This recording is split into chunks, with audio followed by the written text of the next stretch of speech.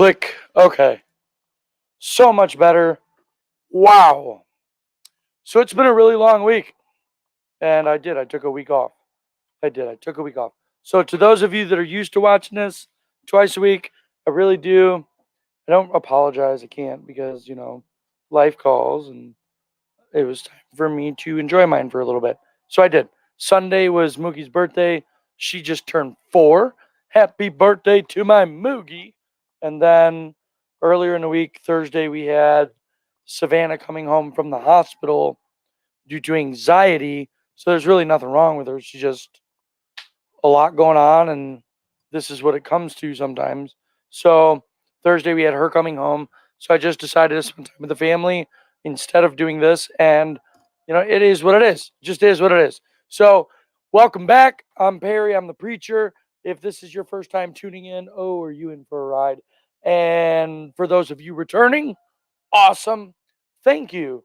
The whole purpose of this is for you, the viewer, to read your Bible.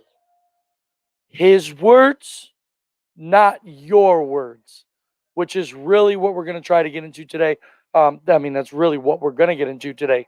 It is his words.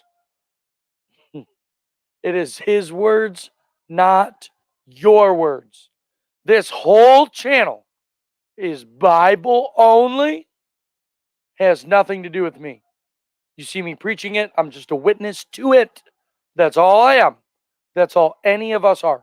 Anybody that knows us, that knows the people we roll with, that knows us as a crew, whatever you want to call it, doesn't matter. We're the church, right? The real deal. So anybody that knows us knows what we're about.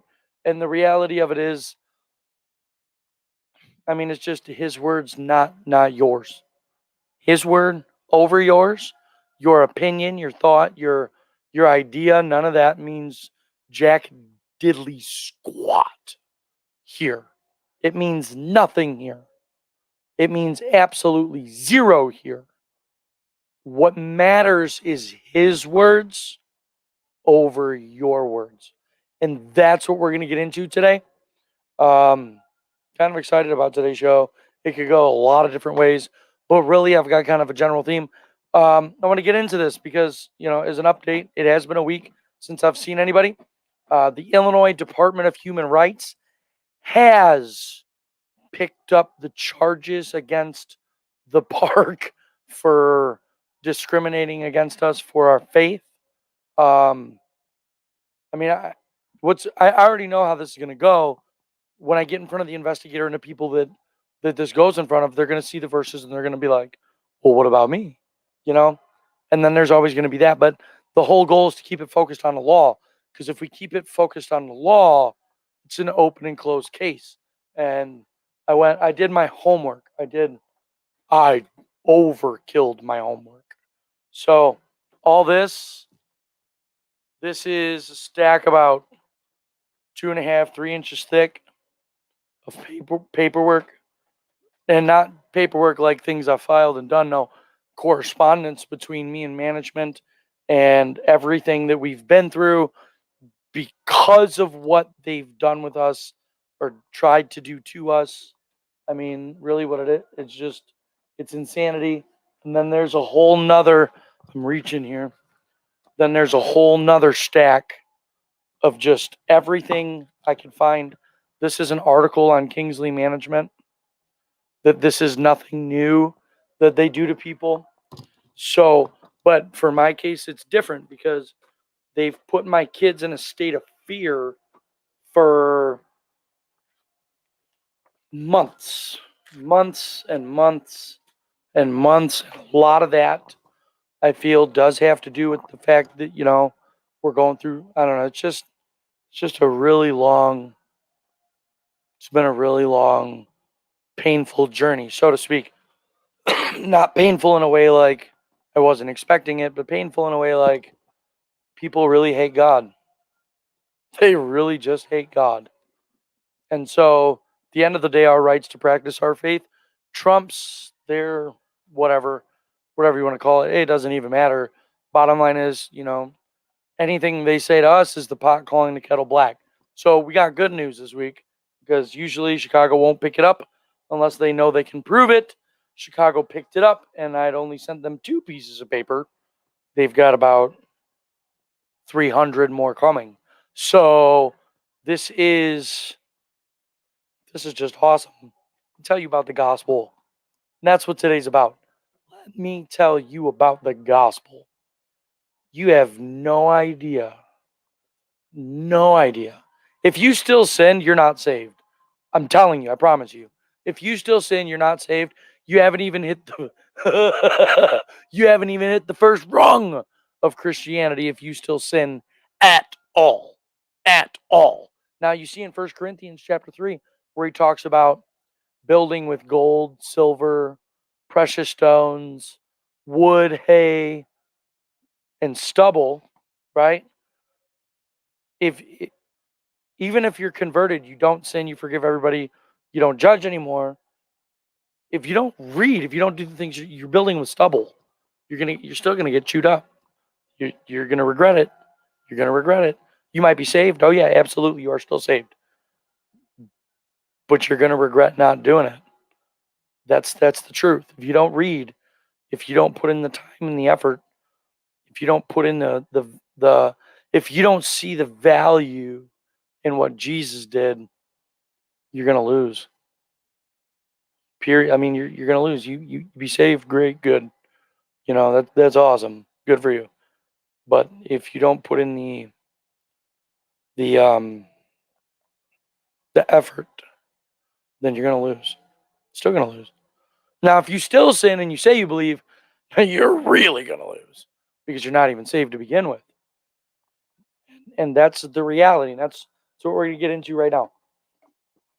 So typically I start the show, and we're gonna be typical today, just like we are every other time, with the verse at the bottom of the screen, John 8:34. Jesus answered them, verily, verily, I say unto you, whosoever committeth sin is the servant of sin. So if you still sin, then you are the servant of sin. Jesus said so. That verse, John 8:34, is the same in every translation. Doesn't matter what you go to. It's the same. Even the Jehovah's Witnesses who say they don't believe in hell, their verse still says this. Still says, whoever sins is the servant of sin. If you're the servant of sin, what do you think that makes you the servant of? The devil. Because 1 John 3:8 says, whosoever committeth sin is of the devil. And the Bible doesn't lie. So if you still sin, you're still not even in square one yet. So then you need to go do the salvation assurance, never sin again video. Salvation assurance, never sin again. Front to back. The entire 1 hour and 48 minutes. Front to back. Put down everything else. Get a pen. Get your Bible. King James Version. Go buy one. Ask. Just ask. Get the comments. Whatever. And do that study. Finish it. Make sure you understand it in full. If you still sin, you're not saved. You're never going to understand the rest of this unless you're past that part. So, salvation assurance, never sin again, and just go do it, get it done. Then hit me up in the comments. You'll see why, you'll know why, and we'll get you plugged. So, today we're going to start in Matthew chapter 6, verse 22 through 24. The really, and then we're probably going to do Matthew chapter 7, just because I've been having a conversation for 2 days with somebody on Facebook about this, and they wanted to bring up the fruit. And because it's his word, not your word day, that's the title of the video. Because it's his words, not your words, then we're going to see what he talks about, what the Bible talks about with bearing fruit. You say you believe and you still sin, you're still bearing corrupt fruit. So we're going to get into this starting right here. Matthew chapter 6, verse 22. The light of the body is the eye. If therefore thine eye be single, thy whole body shall be full of light. But if thine eye be evil, thy whole body shall be full of darkness. Therefore, if therefore the light that is in thee be darkness, how great is that darkness? Now, we're going to break this down a little bit, but I'm going to start with, if therefore the light that is in thee be darkness, how great is that darkness? So if the light that is in you is darkness, how great is that darkness? Right? Because you think you're saved, but you're still in the dark. And that's it. And it all chalks up to that verse right down there. Whosoever committeth sin is the servant of sin. If you still sin, you still walk in the dark. Jesus said so in John 11, 9 and 10. He says, but he that walketh in the night, or let's go to it. We will do John chapter 11, verse 9 and 10. You see it at the bottom of the screen right now, and you know it from 1 John 3, 8. You know, from 100 different places in the Bible. But this is where it counts, is what comes out of Jesus's mouth. John 11. I don't know why I didn't go to 11. Okay. 9 and 10.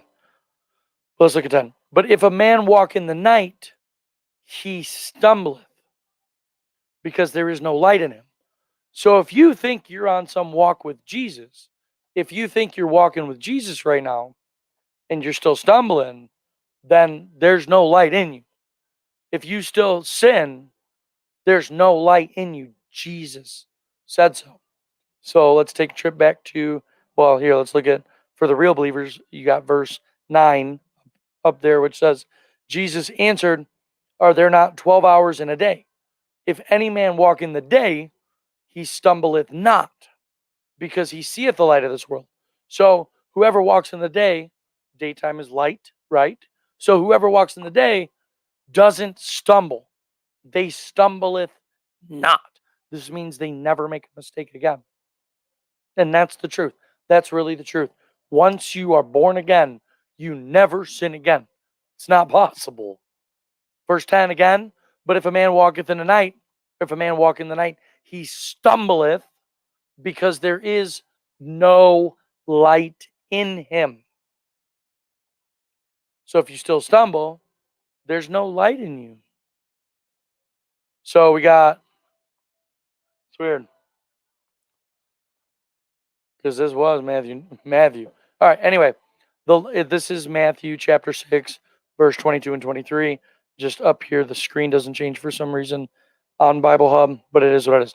The light of the body is the eye. If therefore thine eye be single, thy whole body shall be full of light. That means you don't walk in the dark. You don't stumble. You are single-minded. Remember James chapter 1, verse 8? He said a double-minded man is unstable in all his ways. All his ways. Let me see if I got it up here. I don't think I do. Might though. No, I don't have it in here still. Anyway, James chapter 1, verse 8. I'll pull it up on a different screen just to be sure, because I know I'm right.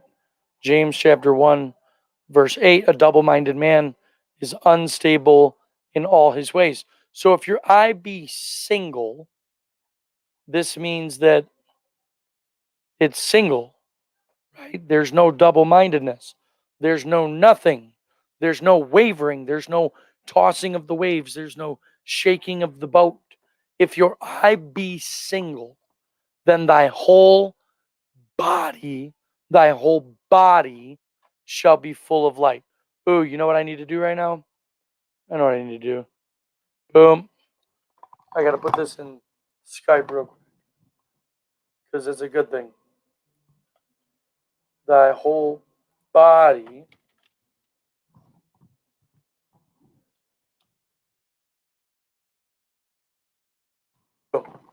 no. There we go. Okay, so I had to throw it in Skype. We're talking about this today. Verse 23, but if thine eye be evil, so you've got that it's single, your eye is single, right? So you're not double-minded, you're not nothing, you're not movable. But if thine eye be evil, if you are moved, right? If you do stumble, if thine eye be evil, thy whole body shall be full of darkness. Now, remember back in John where he said that um, if you stumble, you walk in the night. Common sense. It all goes together. It's perfect, right? It's all perfect. But if thine eye be evil, thy whole body, just like if your eye is single, you're not double-minded. You say you repent, that's it. You repented. You never sin again, right? Your eye is single. You're not double-minded. You never wave, never toss, never nothing. Okay? Then your whole body is full of light. But if thine eye be evil, thy whole body shall be full of darkness. So if you do one thing that you think that, like, if you sin at all, then your whole body is full of darkness. You stumbled. Then you still walk in the dark. You're not saved. That's the truth. If therefore the light that is in thee be darkness, so these are the people like we're going to go over here in Matthew chapter 7. Remember, we're still in Matthew chapter 6. We're still in Matthew 6. We're going to go forward one. It just says John 6. It's really Matthew. Don't worry. So, but if thine eye be evil, thy whole body shall be full of darkness. If therefore the light that is in thee be darkness, how great is that darkness?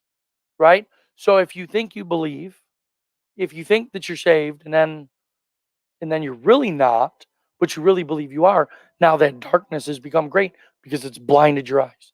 Now you're blind from it. Now anytime someone tries to show you the truth, you're going to get defensive. And I'm dealing with this with someone that we've known for a while, well, as acquaintances throughout life. I'm dealing with this right now. I deal with it all the time. But at the end of the day, that's what it is. Their light is darkness. How great is that darkness? Because they can't break free. They won't break free. They don't want to listen. 15 people could tell them they don't want to listen. Verse 24. And this is the important part. No man can serve two masters. So at the bottom of the screen, it says, Jesus answered them, verily, verily, I say unto you, whosoever committeth sin is the servant of sin. Sorry, I'm trying not to get too much hair, and I'm really not trying to lose my voice today. So, whosoever committeth sin is the servant of sin. So, you see where down here it says this? No man can serve two masters. That's it. No man can serve two masters. You can't serve both. You can't serve the devil and serve Jesus. You can't serve self and serve Jesus. You can't serve money and serve Jesus. You trust him in all, or you lose. If you go back and you sin again, then you're not saved to begin with. Never knew him. It's not possible. For either he will hate the one, so he'll either hate Jesus and love sin and love the other, or else will he hold to the one and despise the other. No matter what, you're seeing both. You're seeing both. These are the people that say they believe and they still sin. That's what it is. This is what it is. They say they believe and they still sin. And when you show them that, hey, Jesus said you're the servant of sin, they get all defensive and mad. Oh, rah, rah, rah, rah, I know this and this and this. They're full of shit. They hate him and they cling to sin. You cannot serve God and mammon. You cannot serve God and the world. Can't do both. Can't have the devil and Jesus in the same body. Just doesn't work. I can tell today's going to be a quick video. I'm good with it. I'm listening to Tim here in Skype.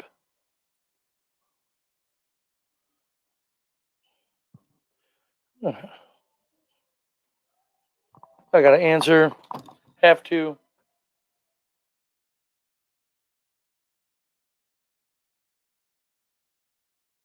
There we go. So at the end of the day, either he hates the one and loves the other. Either you love Jesus, you trust him and everything that he did, you trust him in it all, he purified you in full, or you're still clinging to that other. Ugh.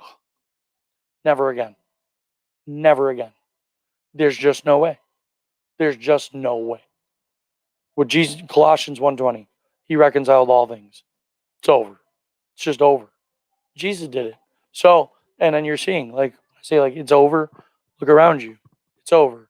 Game over. Race won. Everybody hurry up. Repent, for the kingdom of heaven is at hand. Oh yeah, buddy. I'm so excited. So we're gonna move on. So you see where he says no man can serve two masters. You can tie this over to, now remember, this is Matthew chapter 6, verse 24. Matthew chapter 6. This is because I hit the back button a couple times. The John 6 thing up here, don't worry about it. It is Matthew chapter 6, verse 24. No man can serve two masters, for either he will hate the one and love the other, or else he will hold to the one and despise the other. So now we're going to go to 1 Corinthians chapter 10, verse 21.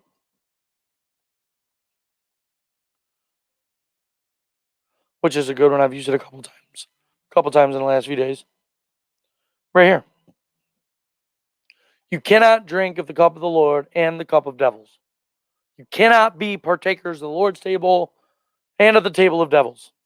Are you stronger than God? Do you provoke him to jealousy? Can't do it. Cannot. See, he says it multiple times. You cannot be partakers of both tables. So what does this mean? Well, this means that if you still sin, you're dead wrong. If you still think there's pollutants in you, if you are still polluted, you are dead wrong. Dead wrong. And you're going to receive the wages of sin.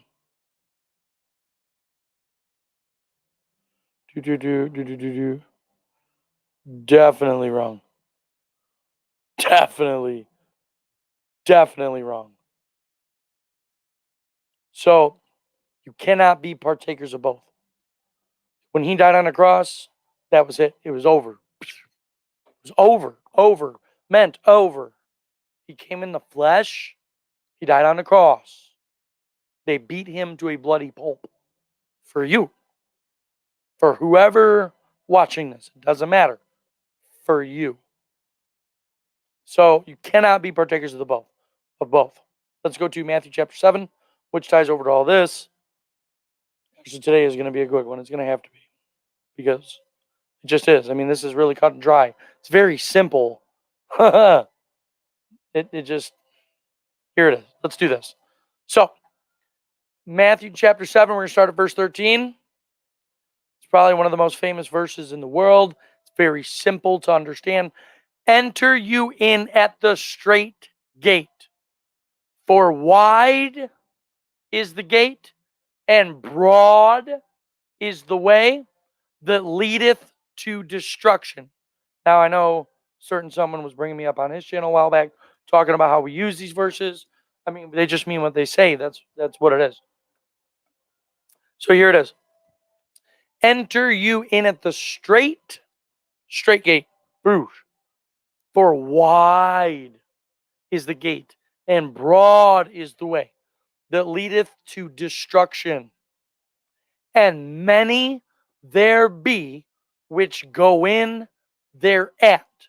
Many being multitudes, right? Which go in, trying to anyway, on the wide road.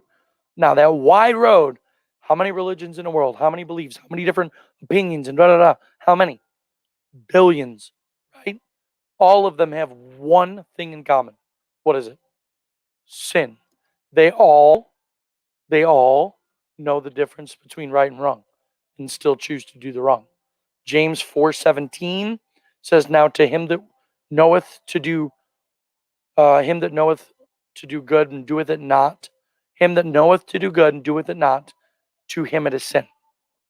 So all those religions, belief, false deities, all these things that people worship, all these things themselves, they worship themselves. That's really what it boils down to. All these things have one thing in common: sin. Enter you into the straight gate, for wide is the gate, and broad is the way that leadeth to destruction, and many there be which go in thereat. So for many people to go in, they all had to have had one thing in common.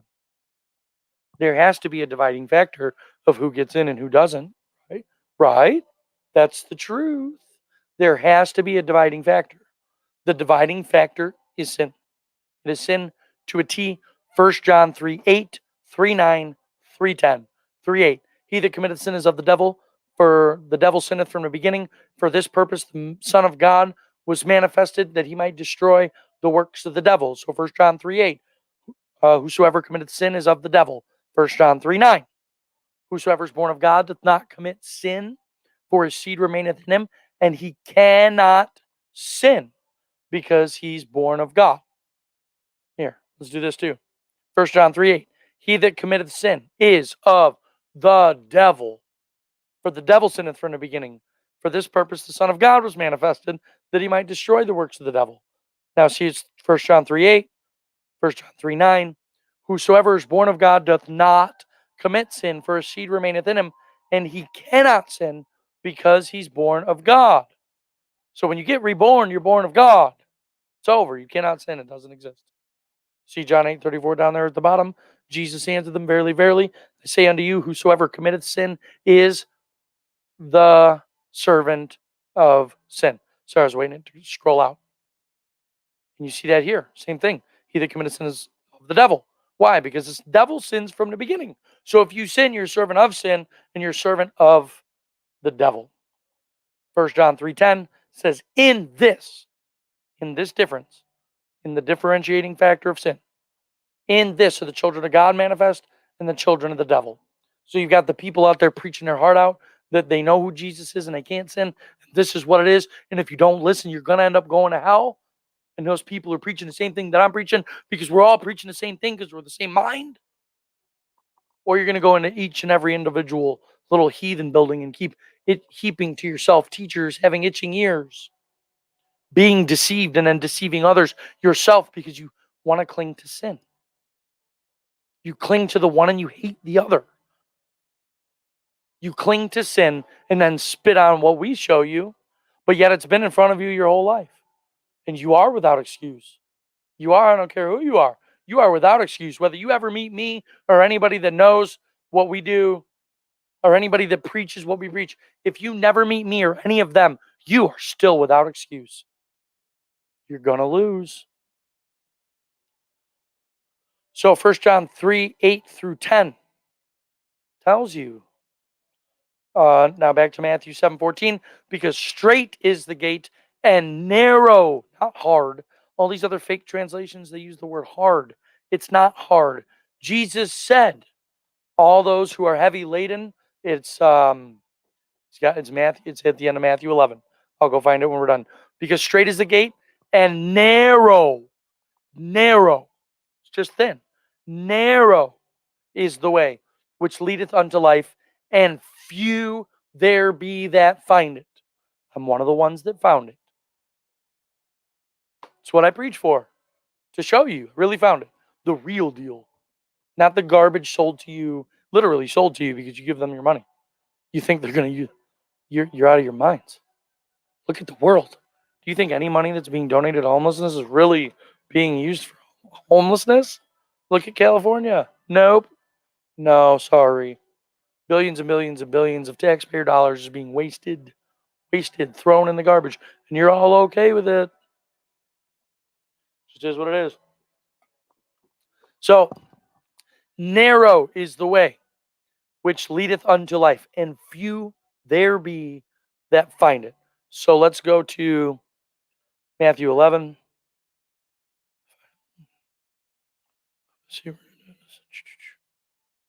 See where Jesus says right here?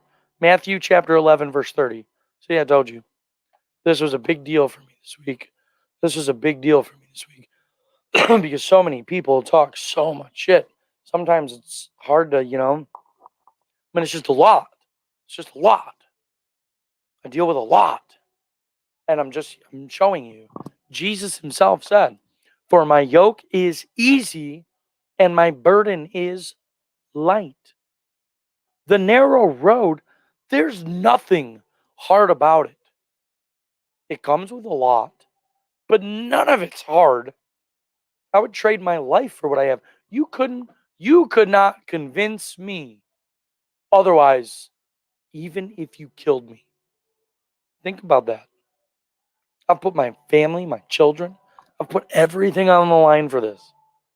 And there's still nothing anybody can do to take away my joy. All day, every day at full peace. Because I know God's going to come through. He already is. Everybody that comes against us is going to lose. Because it's about his word, not mine. That sign out there doesn't have my words on it. It's got his on it. Because I believe in him. My faith is in him. And his word says, write these words on your house. This is what we do. This is who we are. This is what it is. If you still sin, you don't have this. You're not saved. You're fooling yourself. You got to do it. Seriously. Never, salvation insurance, never sin again. Go do it. So we got here, where were we? Few there be that find it. Straight is the gate and narrow is the way. But the burden is light. The burden is light. Straight is the gate and narrow is the way. But the burden is light. His yoke is easy. He said so himself. Matthew 11:30. Now watch, verse 15. And I'm going to tell you right now, somebody that's been doing this for a while, beware of false prophets, which come to you in sheep's clothing. Okay, pay attention to this statement. Beware of fake prophets, fake pastors, fake prophets, fake people. Beware of fake people which come to you in sheep's clothing. They say they believe. They say they believe. They say they're saved. They say, just come with us. Come to this building with us that we call church and do these rituals with us. Come do these things with us. But what do they all have in common? He that committeth sin is of the devil. So if they are of the devil, because they still sin, and all you got to do is ask. Just ask them, do you sin? Do you sin? Think about it. Do you sin? Beware of false prophets, which comes to you in sheep's clothing. They say they believe. But inwardly they are ravening wolves. You shall know them by their fruit. By their fruits. Do men gather grapes of thorns or figs of thistles? Briars. Thistles is another word for briars. So, and we're going to Hebrews 6:8. We're going to actually go back and do all the ties for these. So, verse 17, he says, even so every good tree bringeth forth good fruit. A good tree brings forth good fruit. All their fruit is good. Everything they do is good. They cannot sin. 1 John 3:9. Whosoever is born of God doth not commit sin, for his seed remaineth in him, and he cannot sin because he's born of God. See verse 17? Even so every good tree bringeth forth good fruit. So if someone cannot sin, then all their fruit is good. But a corrupt tree bringeth forth evil fruit. A corrupt tree still brings forth corrupt fruit. Now, sometimes the corrupt tree will tell you they are a good tree. Those are called wolves in sheep's clothing. But if you don't know the difference, how are you going to know? You're just going to be huddled up all around them in the heathen building, doing the heathen things. Now watch.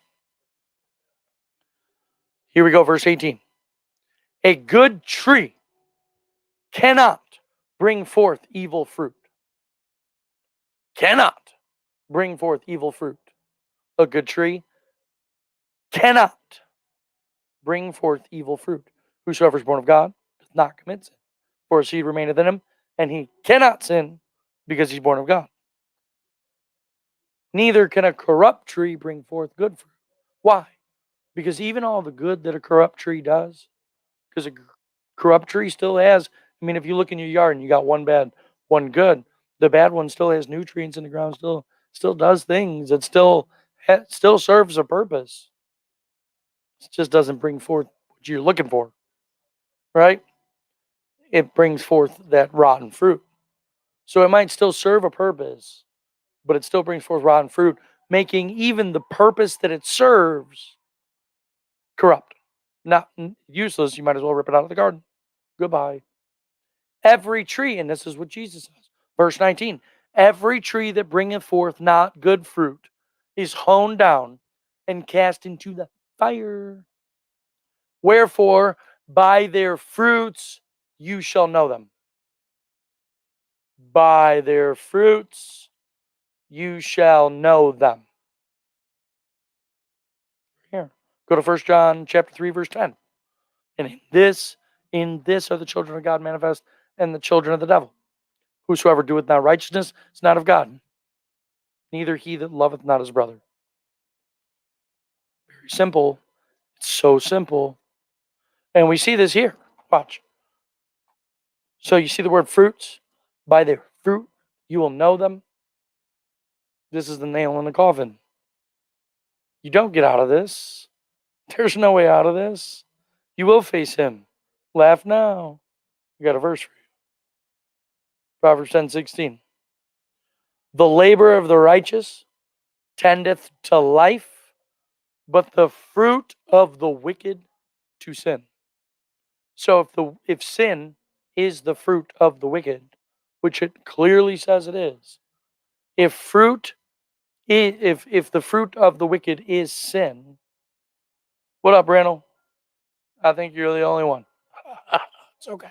So if the fruit of the wicked is sin, and then you sin again, that makes you the corrupt tree pretending to be the good tree. Or maybe you're not even pretending, which is even better. Go do the salvation assurance, never sin again. Go do that video. If you're not polluted by lies and hypocrisy, be great. So much easier. So, but if you go to a heathen building and you think you've been saved your whole life and you still sin, and you're just now finding out that, hey, that sin that you said is nothing makes you a corrupt tree. If you're figuring that out right now, time to pull your heads out of the clouds. So, the labor of the righteous tendeth to life, the fruit of the wicked to sin. Fruit of the wicked to sin. So, we're going to go back to Matthew 7.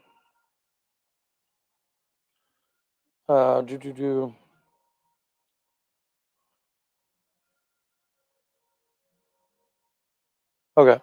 Yep, no. Good tree cannot bring forth evil fruit, neither can a corrupt tree bring forth good fruit. Every tree that bringeth not forth good fruit is hewn down and cast into the fire. Wherefore by the fruits you shall know them. By their fruits you shall know them. So if you still sin, then you know what you are. He's telling you that by your own fruit you'll know yourself. That's why the Bible says, take heed unto thyself and unto the doctrine. 1 Timothy 4:16, I think. Take heed unto thyself and to the doctrine, for in doing so you shall save both thyself and them that hear thee. Period. By their fruits you shall know them. Now you see down here, not everyone that saith unto me, Lord, Lord, shall enter into the kingdom of heaven. I mean, that's some serious business, right? So you're out there telling everybody, all you got to do is just say a prayer and then talk to Jesus all day and you're going to be okay. Wrong. Not everyone that saith unto me, Lord, Lord. So not everybody that calls him Jesus, not everybody that calls him Lord, shall enter into the kingdom of heaven. But he that doeth the will of my Father which is in heaven. Many will say to me in that day, look at what it says. Many will say to me in that day, Lord, Lord, have we not prophesied in whose name? In his name. And in thy name, in his name. Have cast out devils, and in thy name, again, his name. Done many wonderful works. And he said what? And then will I profess unto them, I never knew you. Depart from me, you that work iniquity. So the people that still sin, goodbye. Just goodbye. This is really what it's boiling down to. And that's really what it boils down to. I don't know how much more plain English the Bible could be. Oh, Matthew chapter 12. It's for the people that say, oh, he just made me pure in the spirit, not in the flesh. Here you go. Right here. 33. Either make the tree good and its fruit good, or else make the tree corrupt and his fruit corrupt. For the tree is known by his fruit. There, you see that again. There it is. For the tree is known by his fruit. And the fruit of the wicked is sin. So if you still sin, you're still the wicked, right? Period. And just listen, this is the reality. Just because you want to point your bony finger at me and tell me I sin does not really mean I do, does it? You're just accusing me like the devil himself. That's what it is. I don't accuse you, I ask you, do you sin? And today it's a question you need to ask yourself. Do you sin? Because if you do, Jesus said right there, John 8:34, that you are the servant of sin. And you're going to die and you're going to go to hell. It's that simple. Or you're going to get left behind. You're going to live long enough to get left behind. And then you're going to have to die for it anyway. I don't know what's so kindergarten about this. It's not. I mean, it's not even kindergarten. Preschoolers can understand what Jesus did. It's so simple. It costs you nothing. He loved you as you are. And you need to listen. Otherwise, you're still going to serve the devil, because the Bible says that he that committed sin is of the devil. Jesus said, whosoever committed sin is the servant of sin.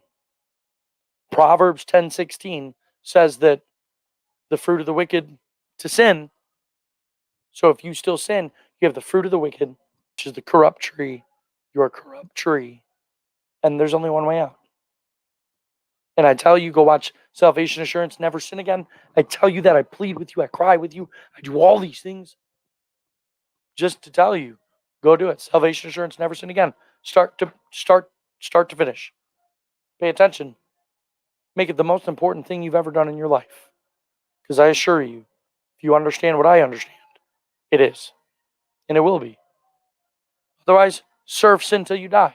Because Jesus said, whosoever committeth sin is the servant of sin. I'm here in the comments all the time, and I'll see you again soon. It's been a long week.